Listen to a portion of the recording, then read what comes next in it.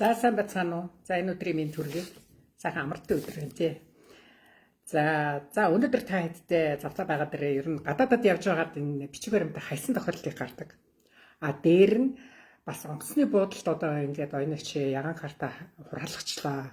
Одоо яах вэ? Одоо буцаад яаж явах вэ? Чихэд юм уу те? Эсвэл одоо би нэг мөр одоо ингээ Монгол буцаж байсан чинь миний ягаан картыг ингээд онгоцон дээр хураацсан. Одоо тэгэхээр би магадгүй жилийн дараа ч юм уу одоо ингээд хэдэн сарын дараа эргээд явмаар байна. Монголд байсан ч амьдрал хэцүү байна.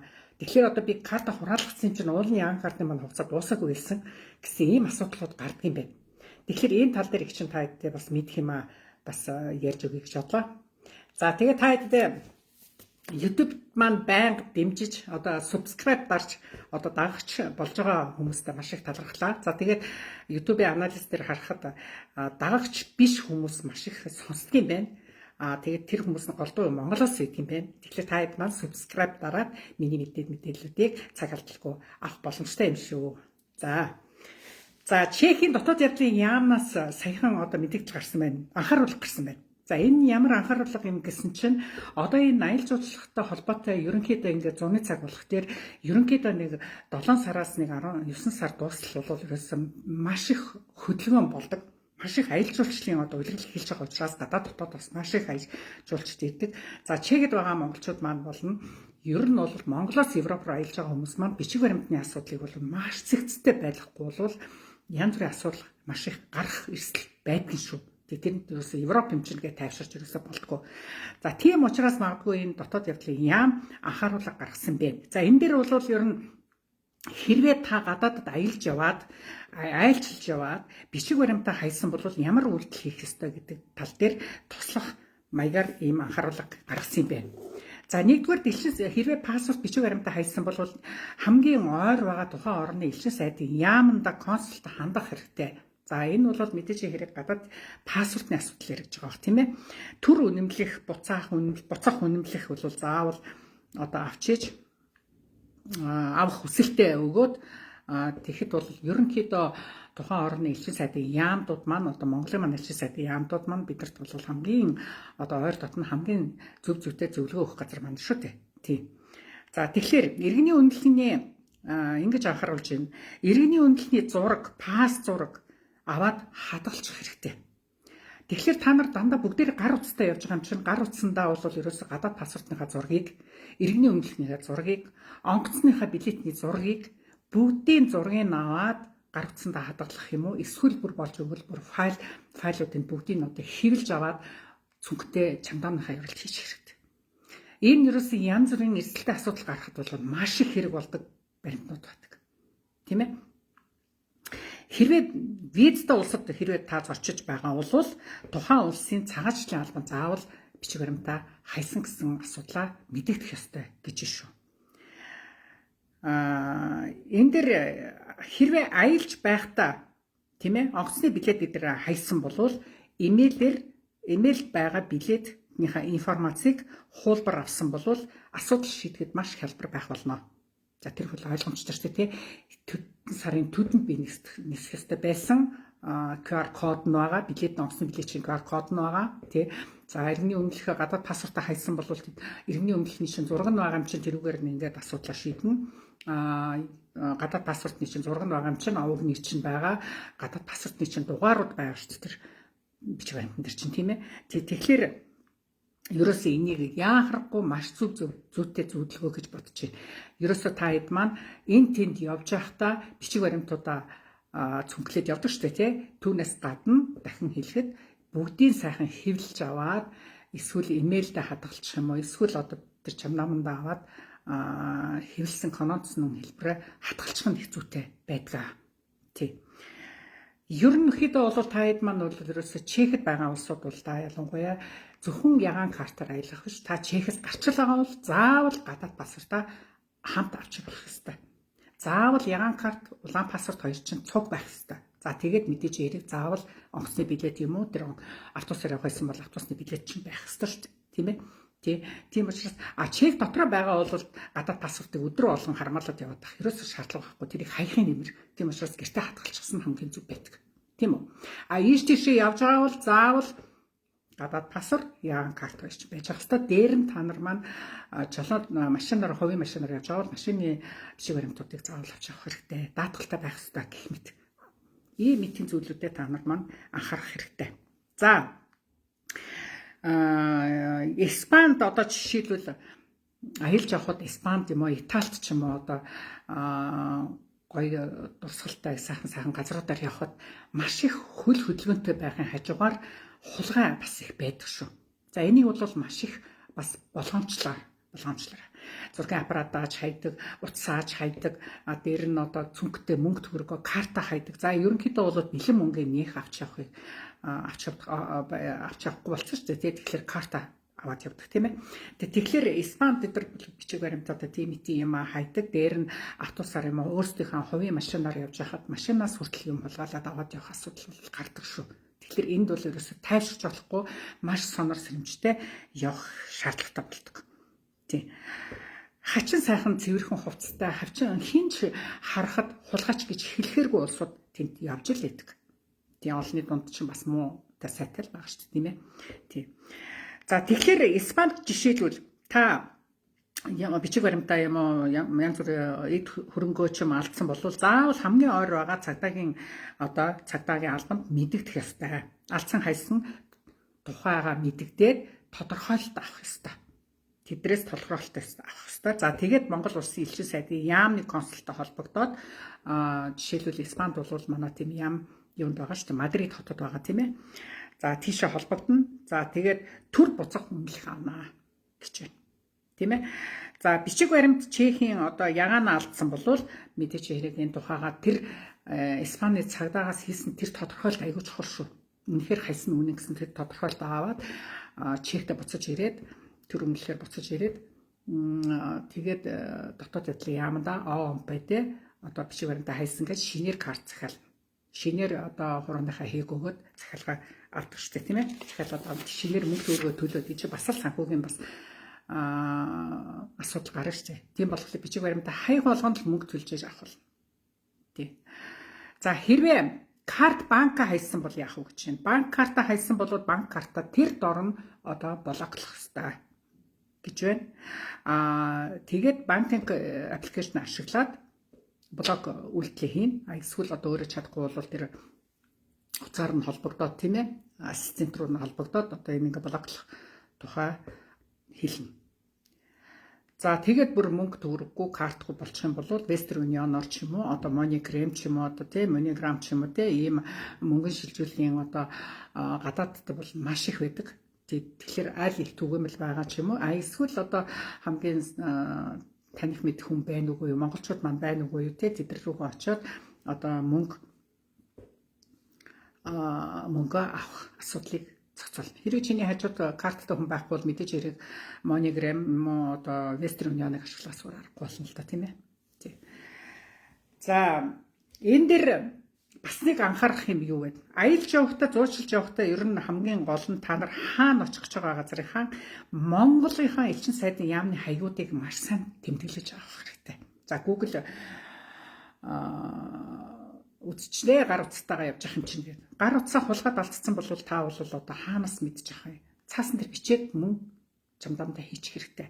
Ойр найз нөхдийнхээ холбоосуудыг, утасны дугааруудыг, элчин сайдын яам, ойр хайрд байгаа одоо жишээлбэл ямар зочид буудал бууж байгаа тэр зочид буудлынхаа хажууд байх цагдаагийн газрын хаягийг хүртэл бичээд авахд илүүдэхгүй байдаг.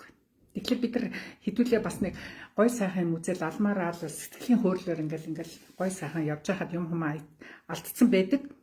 Эргээд гар утасч байхгүй Google Map-аар харах боломжгүй байх юм бол нөгөө цаасан дээр бичсэн зүйлээ хараад хэдүүлээ одоо тэгээд ямар нэг хамгийн хотын информашны төвүүд байдаг. Информацийн төвүүд байдаг. За тэр төвүүд дээр очиод та хэд маань одоо интернет руу орох юм уу тий эсвэл тэндээс одоо ийш тийшээ уцдах замын одоо цагдаагийн албыг асуух ч юм уу одоо ийм мэдийн төсөлцөө авах боломжтой байдаг.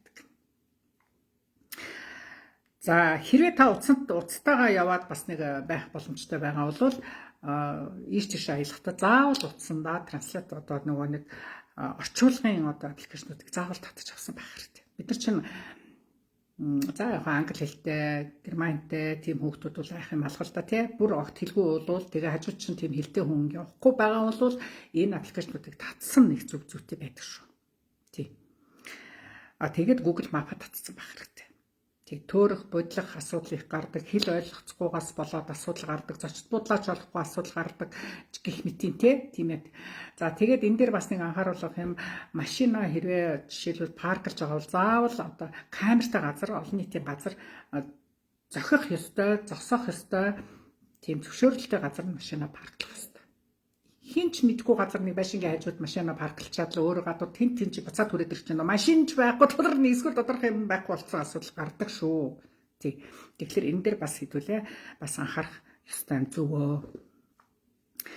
За нисэх буудал дээр яагаад чехэд чехийн яган картыг хураад гэмбэ гэсэн асуудлыг бас ярьдаг. Асуудаг. За энэ дээр карт хурааж авдаг хэдэн шалтгаан байдаг юм байна. Нэгдүгээр хэрвээ карт хуурамж хулгайлагдсан байж магадгүй гэсэн одоо санагдвал сэжигттэй санагдвал таны яган картыг хурааж авна. Хоёрдугаар амьдрах эрхийн хугацаа дууссан бол хурааж авна. Эдгээр чинь дайлангуйн асуудал Франкфуртын нисэх бодол дээр их гардаг штэ. Тий. Тэгэхээр энэ Чехийн яган карт юм чинь германууд хамаагүй гэхгүй. Шенгений простор учраас, Шенгений зона учраас эдгээр бол Чехийн яган карт чинь хугацаа дууссан бол Франкфуртын онгоцны бодол дээр хураагаад авах нь зүй ясны хэрэгээ. За Чехэд боддоор амьдрдаггүй гэж сэжиглүүл гэж шүү бас. За энэ бол одоо бас их нотой асуудал бас байх нь шүү дээ. Та Чехийн яган карта мөртлөө одоо жишээлбэл Швед ч юм уу, Франц ч юм уу удаан хугацаагаар амьдраад байгаа гэх юм бол та тэртээ тэргүй Чехэд амьдрахгүй байгаа юм чинь гэдээ турах бас нөхцөл байх нь шүү дээ. Би энийг бас уншаад бас энэ чи бас болгоомжлох асуудлын нэг юм байна да гэж бодчихлаа. За ямарваа иммиграшн асуудалтай бол гэж байна. За цагаачлалын янз бүрийн асуудалтай бол бас хурах хүнсэлтэйг нь. За виз зөрчилтэй гэж систем дээр гарч ирвэл гэж байна. За эдгээр энэ ийм систем гэж яриад байгаа боловч энэ бол үнэхээр Франкфуртын онгоцны буудал даа ялангуяа хяналт шалгалт маш чанга байдаг. За тэгээд энэ Шенгений системээр бүх мэдээллийг шалгацдаг. Энэ төрөмжтэй юм байна. Тэгэхээр Германы одоо Франкфуртын онгоцны буудал дээр бол ерөөсө чиний яган карт чинь үзэл энэ хулгайлагдсан бол зуршгүй юм байна. За энэ ерөөсө визэн дууссан юм байна. Яган карт хугацаанд дууссан юм байна гэл ингээл хураагаад авах ийм үнэлттэй юм байна. Эдгээр шалгах одоо тийм систем аягүй сайн ажилладаг юм байна. Франкфурт буюу бусад Европын орны гэж байгаа. Ер нь бол манайхан бол голцоо Франкфуртаар их явдаг тий. Да ялангуяа Монгол буцаж байгаа хүмүүст энэ их амралтай байдаг. За гэмтсэн буюу эвдэрсэн картыг хурааж авдаг хаа гэж байна. За энэ дээр нэг анхаарах юм байна. Зураг хүний мэдээлэл таарахгүй бол гэж байна. За энэ дээр ямар нөхцөлд зураг таарах уу гэдэг нь болохоор одоо жишээлбэл Монгол явчаад буцаад одоо Чех рүү орох гэхлээр нүд амандаа давхраа хийлгцэн, хөмсөг хийлгцэн, эсвэл одоо энэ тэндэж одоо энэ дээр ч юм уу одоо хаана ч юм одоо магадгүй шивээсний зураг зурулсан ч юм уу эсвэл хүзүүгээ шивцэн ч юм уу одоо тийм байхад чиний зураг чинь бол шал өөр харагдах юм бол хурах бас хүний бас мэдээлэл зүрх гэсэн одоо шалтгаан байх нь шүү дээ. Тийм учраас та хэд маань гол сайхны ямарваа нэг мэс засалт орох юм уу? Эсвэл үс гизгээ засуулах ч юм уу? Эсвэл үсээ хусуулах ч юм уу? Нөхцөл гадаад паспортныхаа зургаас өөр л болчих юм бол энэ дээр хэдүүлээ аюу анхаарах хэрэгтэй биш шүү. Энэ чинь зөвхөн одоо Европ руу явж байгаа улсууд биш шүү. Гадаад руу явж байгаа бүх хүмүүс тамаралтай. Тийм ээ? Тийм багаац. За ингээд үсэл хосхгүй бол миний бол ингээд ус унаад байна. Тэгээд толгой өвдөд байна гингүүтээ Монголд ирэнгүүт гэвгэн үсээ хосчаад тэгээд буцаад Чех рүүгээ ч юм уу Европ руугаа явах болдог. Гэтэл нөгөө гаалийнхан чинь юу ээж одоо юу хавцлагатай гараад ирв ус гизгтэй байвала. Бид нар чинь ингээд өнөөдөр Монгол царай чинь үсээ усчлаар шал өөр харагдаж шүү дээ. Тийм болохоор та хэд маань даа ялангуяа манай хүүхнүүд маань Монголд ирээд л учир зүггүй ингээл гоо сайхны массажинд орчдөг, ботокс тавиулаад ингээл хөмсгөө янзлуулаад давхраа хийлгээл ингэчингүүт эрүүл мэндийн бишээ эмчийн гэх юм уу тэр гоо сайхны засал хийсэн тэр эмнэлгээс заавал тэр бичгээ аваарэ. Тий. Энэ хүн төдөн сарын төдөнд ийм гоо сайхны ийм хаглаанд орсон гэсэн тодорхойлолт заавал авч явна шүү. заавал тэр бичгийг авна шүү. Англи хэл дээр нь аваарай заавал шүү. Тий. Монголоор бичсэн дуракууд ойлгохгүй шүү дээ. Дуракч яах вэ? Ер нь монголоор бичснийг хин хааж ойлгохгүй, монголын гайдал ойлгохгүй гэсэн шүү дээ. Тийм болохоор та хэд маань давхраа хийлгсэн, хөмсөг хэлсэн, урууландаа ингээл уруулаа гоё ойлгосон ингээл ёо за тий янз бүрийн л тийм юмд орсон болвол тэрнийхээ тухай тайлбар бичгээ англи хэл дээр одоо нотлоо. Би ийм байсан үнэ, одоо ийм болсон, ийм гоё болсон. Тэгтээ би энэ хаалгаа хийлгэсэн учраас ийм гоё болчихлоо гэдгээ харуулах, үзүүлэх одоо тэр гайлын ажилтнад одоо тэр паспортны хүнд үзүүлэх харуулах тийм бичгтэй яваарай. Энийг тун мартаж болохгүй шүү. Тий. Давхраа айгүй хэлэгдэх шүү манайхан. Тий.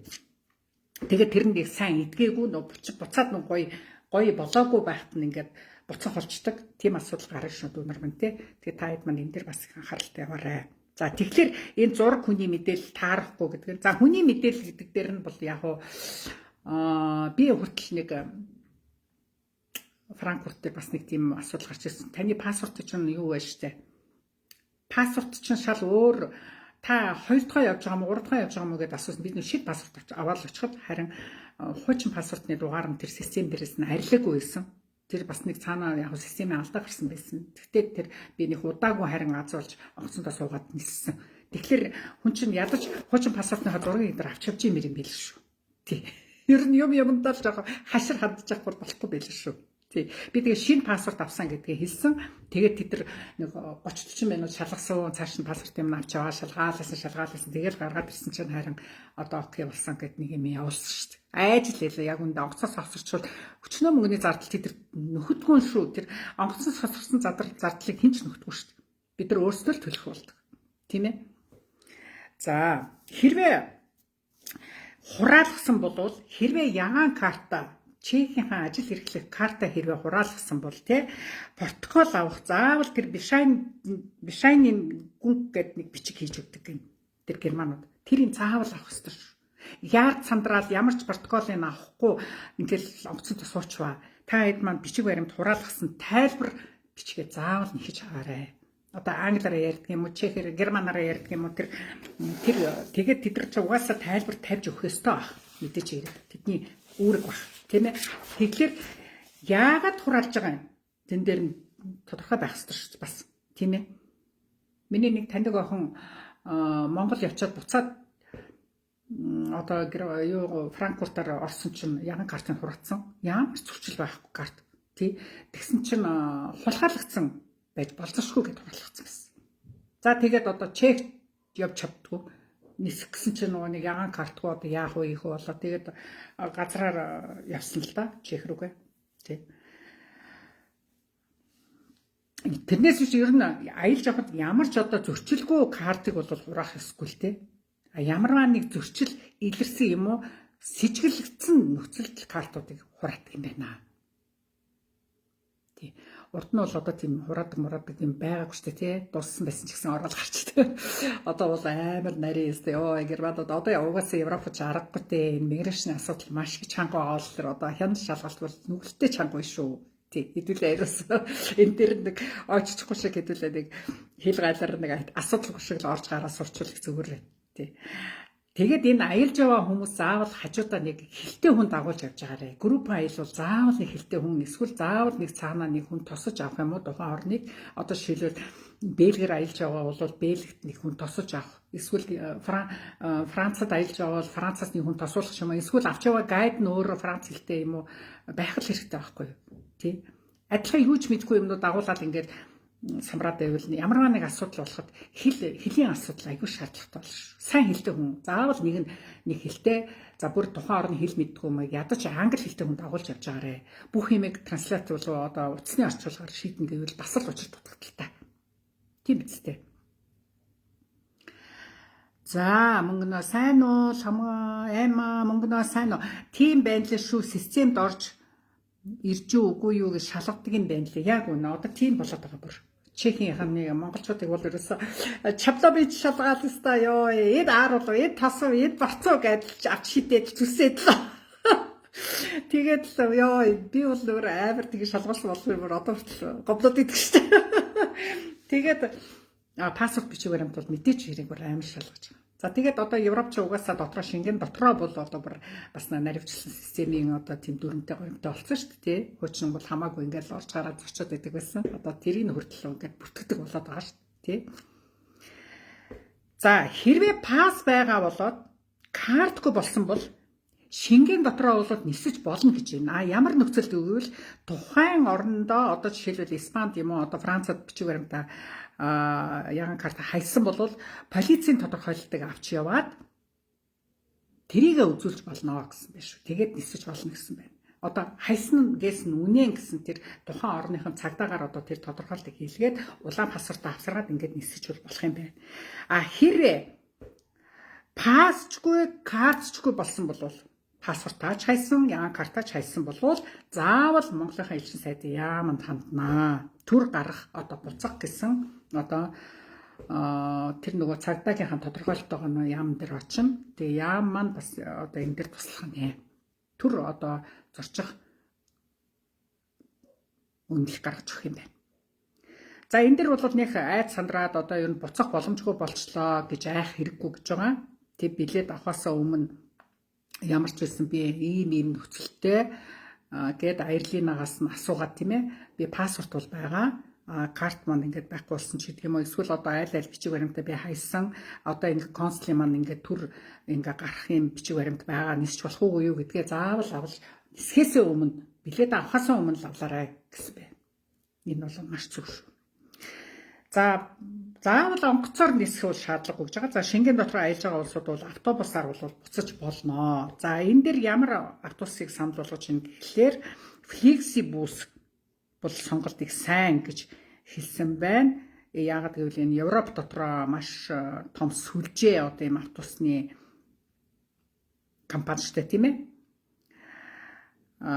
За тэгээд энэ дээр бол яг уу пасс улаан паспорт чинь байгаад дээр нь тэр нөгөө нэг бичиг баримтаа хайсан гэсэн цагдаагийн репорт чинь бичиг чинь байгаа бол хэрвээ гівгэнт тэдэр чинь шалгалт ороод ирдэг штэ. Шенген дотор ажиллаж байгаа те гівгэнт одоо автобусаар явж байхад ингээд Австрийн хэлийг ч юм уу Германы хэлийг даах гэхлээр ингээд шалгалтууд ороод ирдэг. Тэгэх юм бол улаан паспорттойгоо тэр репорт бичигтэйгээ цагдаагийнхаа репорт бичгийг үзүүлээд хэл нэвтрэх боломжтой гэж байна. За мөн Rigojet гэд бас автобусны бас компани байгаа. Тэрүүгээр нисэх явж болно. Rigojet-ийн нэг сайхан давуу тал нь бол интернет Wi-Fi айгуу сайн ажилладаг юм шиг санагдсан байна. Тэгээд энэ бол Wi-Fi ажиллаж байгаа юм чи мэдээч хэрэг хүмүүстэйгээ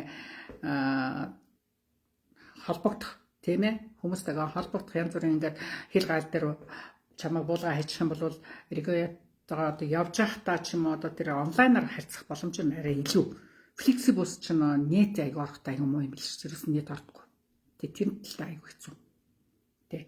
Ер нь бол чекэд байгаа монголчууд маань бол та хэд маань нээж тийшээ явахдаа бол нөгөө роуминг асгаал явах шиг тэр намар. Автобусны юм уу янз бүрийн онлайнаар орно гэдэг бол хэцүү шүү дээ бас. Учирч янзантай. Роуминг асгаал нөгөө нэг дараа төлөлттэй симтэй гэж хахад айгу амар гэдэг шүү дээ, тэ.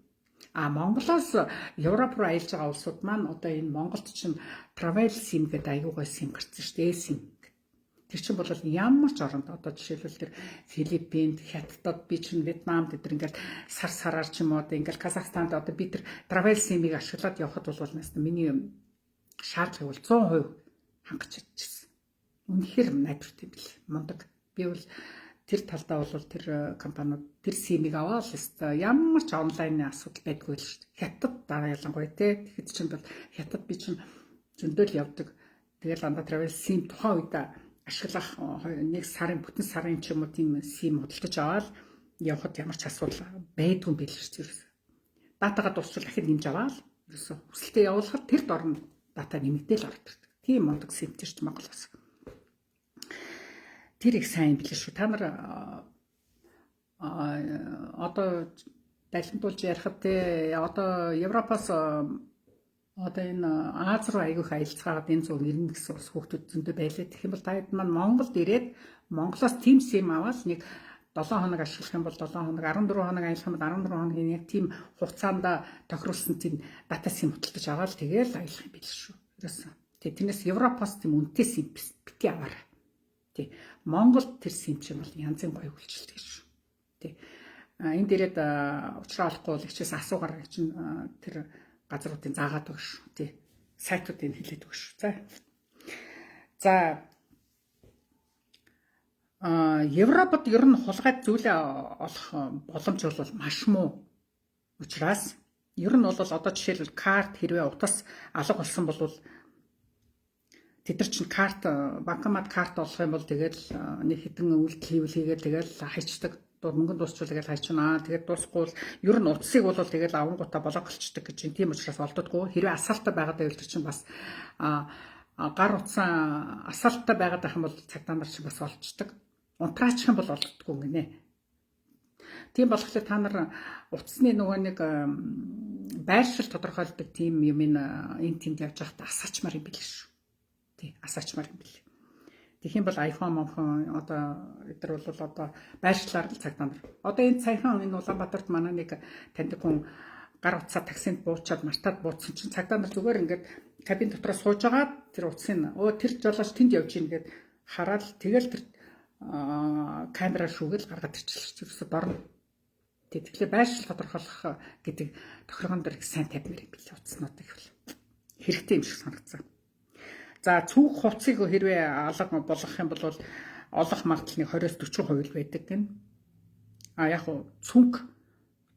цүнхийг бол доторх юм яг хэрэгтэй юм аваад хэрэггүй гэдэг цүнхийг хайчих юм шиг байгаа. Чанартай цүнх бол тэгэл аваад тэгтээ олддог гэж байгаа. Пас бичиг баримт бол хэн олж өгснөөс шалтгаалаад бас нэг олсон хүмүүс нь бол яг нэг мөнгө нэхэд бас буцааж өгөх бас нэг магадлал байдаг. Эсвэл бүр олддог. Ерөнхийдөө за мөнгө бол мэдээж хэрэг бүр олддог. 0-5% магадaltaй гэнэ. Тэр бол ойлгомжтой байна тий. Тэгтээ Европод одоо Чех ч харин хаа очиж энэ хулгай одоо тэгтээ одоо сүүлийн үед Чех бас жоохон онцгой болоод байгаа. Анх биднийг очиход бол ер нь ямар сайхан тайван байлаа те хулгай зэлгээ байхгүй. Янз бүрийн асуудал байдгүй л байж гоё л байдаг байлаа. Тэгэхэд яг аялж явахад бол үнэхээр одоо тэр Испани, Италиар бол их л болгоомжтой явахгүй бас болохгүй байлээ шүү.